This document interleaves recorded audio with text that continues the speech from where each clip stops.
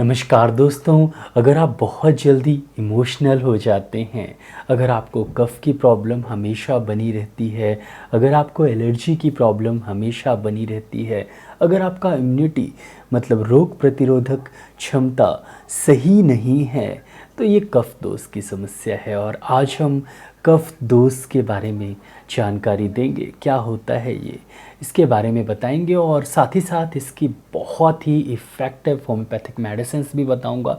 तो मैं डॉक्टर विक्रम, आपका मेरे चैनल में बहुत बहुत स्वागत है। तो चलिए शुरू करते हैं।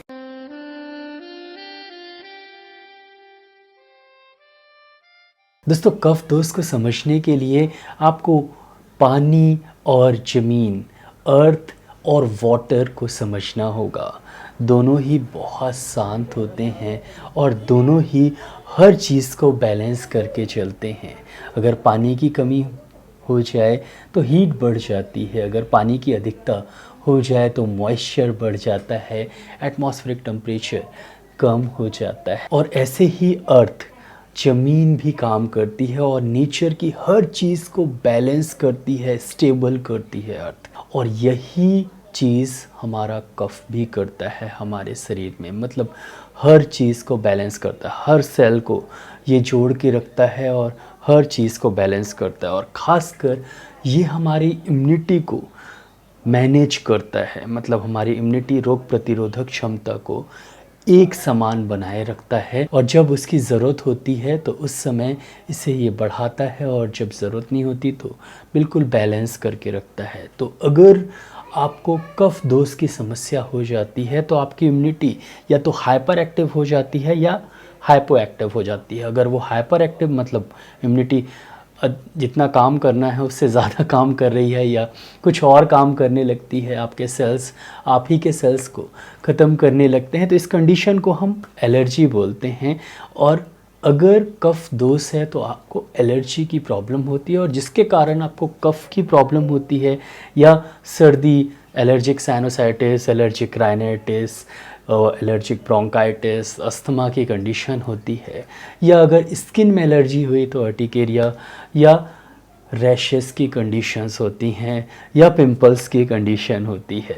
दोस्तों, ये हमारे मतलब कफ जो है वो हमारे शरीर को बैलेंस करता है। इसका मतलब ये हमारे स्लीप को भी बैलेंस करके रखता है, हमारी नींद को बैलेंस करता है, और हमारे इमोशंस को भी ये बैलेंस करके रखता है। अगर कफ बहुत ज़्यादा है तो आप बहुत इमोशनल पर्सन होंगे, और बहुत जल्दी कोई कुछ बोल देता है तो उसको दिल से ले लेंगे। और डिप्रेशन की समस्या ऐसे पेशेंट्स को काफ़ी ज़्यादा होती है, नींद ना आने की समस्या ऐसे पेशेंट्स को काफ़ी ज़्यादा होती है। लेकिन अगर कफ की जो है कफ दोष बिल्कुल बैलेंस्ड है तो आपको बहुत अच्छी नींद आती है, और साथ ही साथ बहुत डीप स्लीप आती है, जिसके कारण इम्यूनिटी भी इंक्रीज़ होती है, और जिसके कारण ऑटो इम्यून डिसीज़ेज़ भी ठीक होती हैं। तो लगभग जितनी भी ऑटो इम्यून डिसीज़ेज़ हैं वो कफ दोष के कारण होती है, क्योंकि ऑटोइम्यून डिसीज़ भी इनबैलेंस के कारण ही होता है। चाहे वो रूमेटॉइड अर्थराइटिस हो, चाहे वो एसएलई की प्रॉब्लम हो, या किसी और तरह का ऑटोइम्यून डिसीज़ हो, तो लगभग सभी के सभी ऑटोइम्यून डिसीज़ कफ दोष के कारण होता है। तो आपको समझ में आ गया होगा कि कफ दोष क्या है। ये बहुत ही इम्पॉर्टेंट है और इसका बैलेंस होना बहुत ही इम्पॉर्टेंट है। और आज मैं कुछ होम्योपैथिक मेडिसिन बताऊंगा जिसका उपयोग करने से कफ जो है कफ दोष बैलेंस्ड रहता है, कफ आपके शरीर में बैलेंस्ड रहता है। और हालांकि ये जो कफ है उसे आप कफ से रिलेट कर लेते हैं, मतलब सर्दी खांसी और अस्थमा से रिलेट कर लेते हैं। मोस्टली यही समझते हैं कि अगर कफ बढ़ा हुआ है मतलब कफ की प्रॉब्लम है, सर्दी है, खांसी है, अस्थमा है, लेकिन ऐसा नहीं है। कफ दोष में बहुत सारी चीज़ें आ जाती हैं और लगभग पूरे शरीर का बैलेंस सिस्टम आ जाता है, पूरे शरीर का इम्यूनिटी आ जाती है, स्लीप डिसऑर्डर्स आ जाते हैं, ऑटोइम्यून डिसीजेज़ आ सकते हैं। तो बहुत सारी प्रॉब्लम्स हो सकती हैं इसके डिसबैलेंस से। तो हम बात करेंगे, जैसा कि पहले पित्त वाले में ही बात किया था, कि अगर हाइपर कफ की समस्या ज़्यादा बढ़ जाती है, आपको एलर्जी हो जाता है, तो क्या मेडिसिन आप यूज़ कर सकते हैं।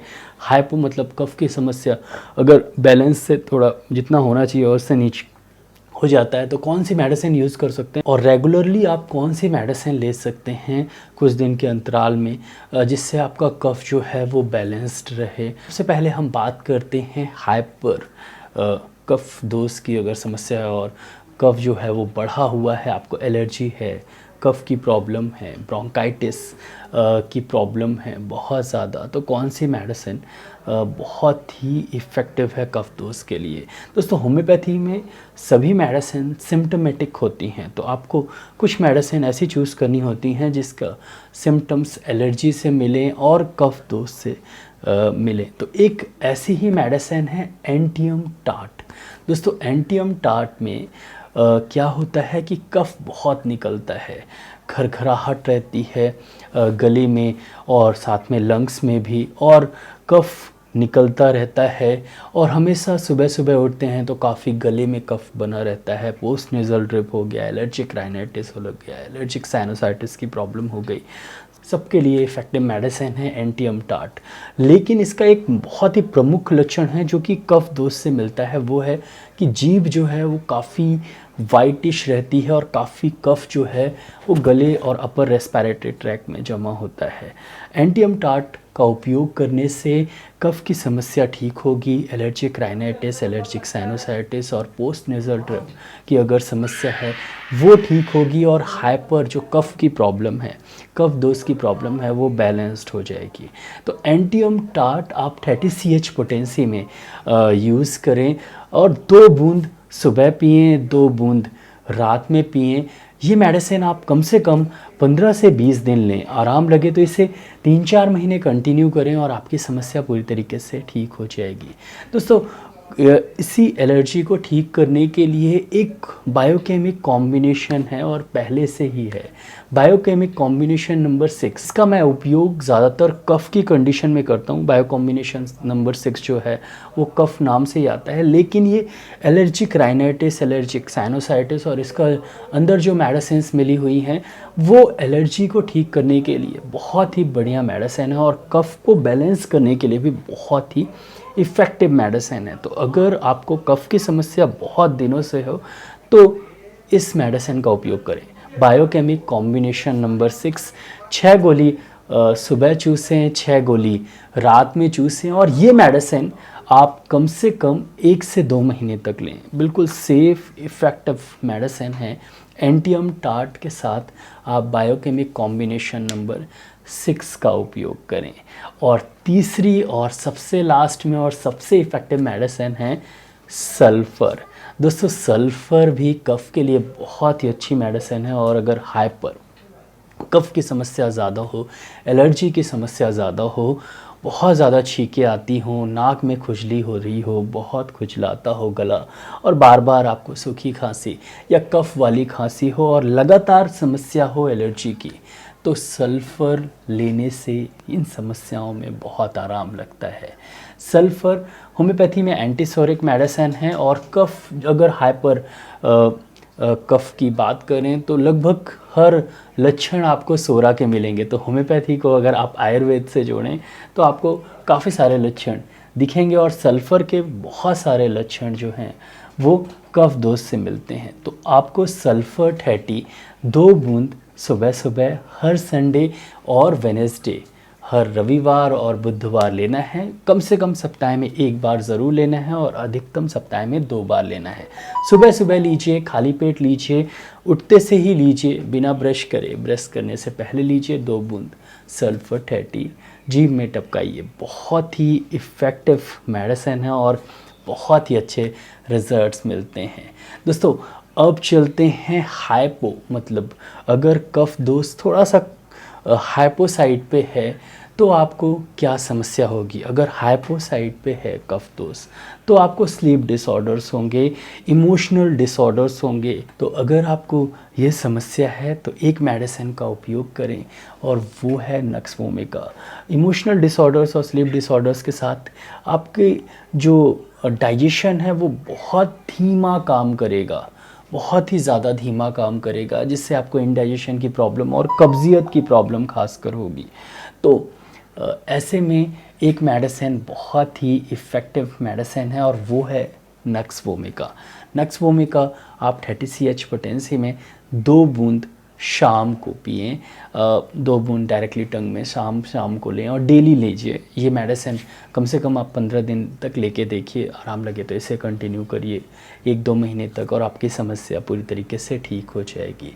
दोस्तों, अब कफ को हमेशा बैलेंस रखने के लिए आप एक मेडिसिन का उपयोग ज़रूर कर सकते हैं। उस मेडिसिन का नाम भी आप जानते हैं और आपको पता भी है, वो है तुलसी, ऑसिमम सैंग। बहुत ही इफ़ेक्टिव होम्योपैथिक मेडिसिन है ऑसिमम सैंग मदर टिंचर। कफ को बैलेंस रखने के लिए, ये आपके डाइजेशन को भी बैलेंस में रखेगी, ये आपके स्लीप को भी बैलेंस रखेगी, ओवरऑल कफ दोस्त को ये बैलेंस करके रखेगी। तो आपको ऑसिमम सैंग मदर टिंचर यूज़ करना चाहिए अगर आपको एलर्जी की प्रॉब्लम हो, अगर आपको कफ की प्रॉब्लम हो, अगर आपको allergic rhinitis, allergic sinusitis, asthma की समस्या है, या आपको नींद भी अच्छे से नहीं आती या पेट भी सही से साफ़ नहीं होता, तो ऑसिमम सैंग मदर टिंचर लीजिए। ऑसिमम सैंग मदर टिंचर आप लगभग 15 से 20 बूंद, आधे कप गुनगुने पानी में आधा कप गुनगुना पानी लीजिए, उसमें 15 से 20 बूंद ऑसिमम सैंग मदर टिंचर डालिए और एक बार सुबह पीजिए, एक बार रात में पीजिए। ये मेडिसिन आप लगातार यूज़ कर सकते हैं, जानते ही हैं कि कितने दिन तक यूज़ कर सकते हैं, इसके जब तक चाहें तब तक यूज़ कर सकते हैं। बहुत ही इफ़ेक्टिव मेडिसिन है कफ दोष को बैलेंस करने के लिए। तो आपको अब समझ में आ गया होगा कि हाइपर कफ दोष है तो क्या लेना चाहिए, हाइपो कफ दोष है तो क्या लेना चाहिए, और साथ ही साथ आपको बैलेंस करके रखना है तो क्या यूज़ करना चाहिए होम्योपैथी में। तो आशा करता हूँ कि ये तीनों वीडियोस, कफ, पित्त और वात के, ये तीनों वीडियोस मैंने अपलोड कर दिए हैं। अब अगर ये वीडियो अपलोड हो गया तो तीनों वीडियोस अपलोड हो जाएंगे और आपको तीनों ही वीडियोस देखने चाहिए। आपको होम्योपैथी और आयुर्वेद के बीच का जो बैलेंस है वो भी समझ में आएगा। दोस्तों, आशा करता हूँ कि आपको वीडियो अच्छा लगा हो। अगर अच्छा लगा हो तो प्लीज़ वीडियो के नीचे एक लाइक का बटन दिया गया है तो उसको दबाना बिल्कुल मत भूलिएगा। यहाँ पर एक रेड कलर का सब्सक्राइब का बटन दिया गया है तो उसको भी दबा दीजिए। उसके बगल में एक बेल आइकन है तो उसको भी दबा दीजिए। मैं ऐसे ही knowledgeable homeopathic related, disease related videos लाता रहता हूँ, तो उसको देखने के लिए मेरे चैनल को सब्सक्राइब करना बहुत ज़्यादा ज़रूरी है। दोस्तों, नीचे एक शेयर की बटन दी गई तो ज़रूर इस वीडियो को शेयर करिएगा और नीचे कमेंट सेक्शन है, मैसेज ज़रूर करिएगा। दोस्तों, इस वीडियो को लाइक, शेयर, सब्सक्राइब करने के लिए बहुत बहुत धन्यवाद। आज के लिए बस इतना ही, कल फिर मिलते हैं। जय हिंद, जय भारत, धन्यवाद, thank you so much, bye.